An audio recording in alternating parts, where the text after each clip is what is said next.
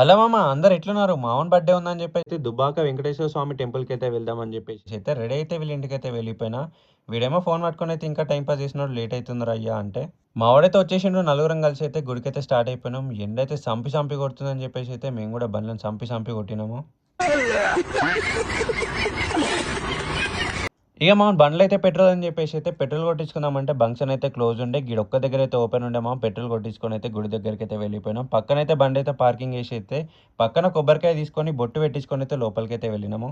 గుడి అయితే ఏమన్నా ఉందా మామ? నేనైతే ఫస్ట్ టైమ్ చూస్తున్నా. మస్త్ అంటే మస్తు నచ్చింది నాకైతే. దర్శనానికైతే ఫోన్‌లో అయితే అలో లేకుండే. సో, దర్శనం అయితే కంప్లీట్ చేసుకొని అయితే ప్రసాదం తీసుకొని అయితే కిందకైతే వెళ్ళినాము. ఈ ప్రసాదంలో అయితే కిందిది నాది, మీది నాది అని చెప్పేసి మావాడైతే లెంకుతున్నాడు. ఊరికేనా వాడు ఏమన్నా అన్నాడా?